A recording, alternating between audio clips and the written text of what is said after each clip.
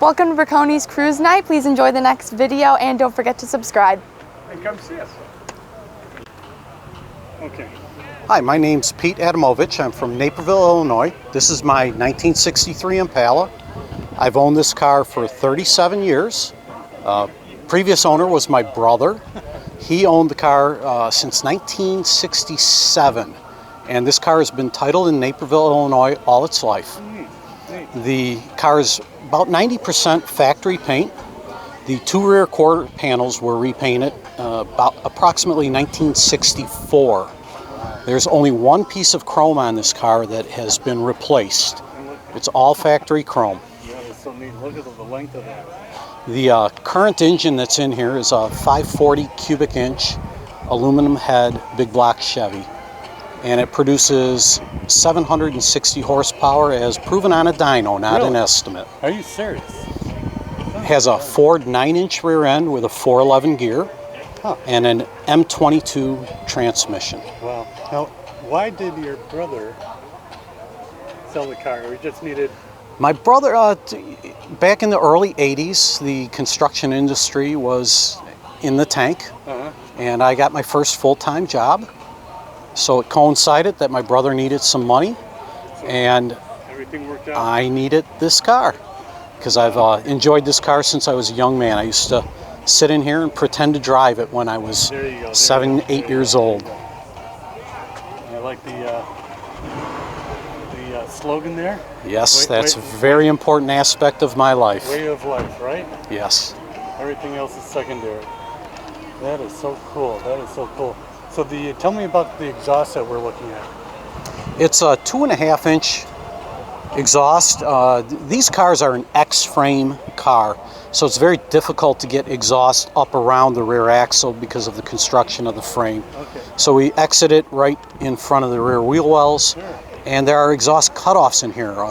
I've got some electric cutouts so we can bypass the mufflers. There you go, that's great. And that's a lot of fun. Can we take out and look at the interior and can you describe it to me? Absolutely. So the carpet in here is original. Is it? Wow. The dashboard pad is original. Actually, everything in the interior except for some aftermarket gauges is original, with the exception of the seat covers. The driver's seat cover became threadbare, and as a result, I recovered the seats. Sure. But I like how it's not just one color; it stands out. A little bit of a pattern, but it's not too much, right? And that's the factory pattern on that seat. The headliner is original, which is kind of unusual that they hold up that well. Exactly. This car, I've got a lot of history on it.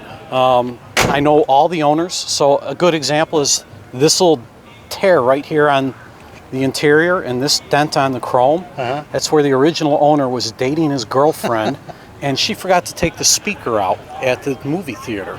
They drove away, and that damage resulted. Another thing and this is really cool. You can see here that the bumper is pushed in somewhat in this area.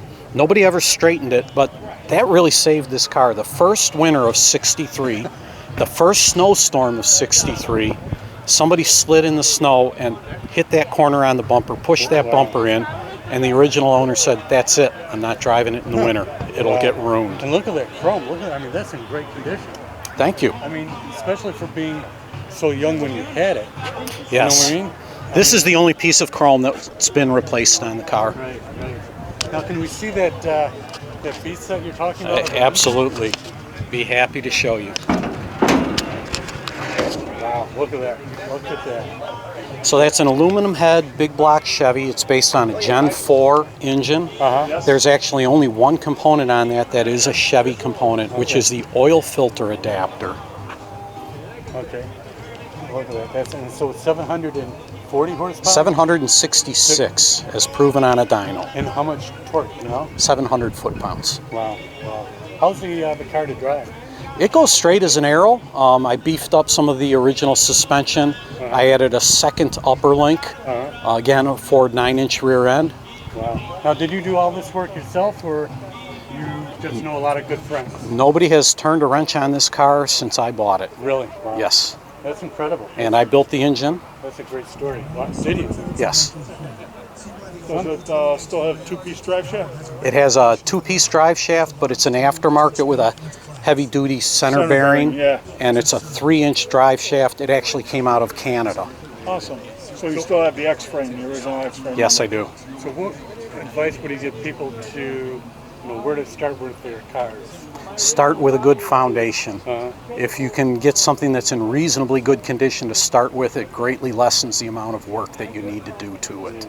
So how many hours did you put into your gal, and does she have a name? She doesn't have a name, Yeah. but I've had the car for 37 years, so there's no way you can track the amount of hours that were put in this. Right. We should call it years instead of hours, right? Everybody names their car after a woman. I named mine after a boy. And then, what are we looking at with those the gauges and also the switches down there? So we've got oil pressure, temperature, we've got amps, and for the switches, we've got line lock, so we can lock up the front tires. Then we've got another switch which is for a rev limiter for burnouts. And then the third one is for a launch, so we can put the gas to the, when I flip that switch, put the gas to the floor with the clutch down, and it limits the RPM until you let the clutch out. So cool. Now, have you taken it to the track? I have not. Are you planning to? I do not. I'm fearful that the car will hook up good on the sticky track and I'll break something. Well, it doesn't mean that you have to go full bore. You can kind of work into it, right? Unfortunately, I go full bore in everything I do. Gotcha. Can we see the inside of the trunk? Absolutely. So look at this. This looks like a whole acre in here, doesn't it? It's huge. Yes, this was these cars were well known for sneaking people into movie theaters. Now, when you were giving me the details on the engine horsepower, were you including that, or is that not? The nitrous is not hooked up. When I used to run a small block engine, I did have the nitrous hooked up, but currently that is not hooked up. Come on over here. Thank you very much for watching on US Classic Muscle Cars.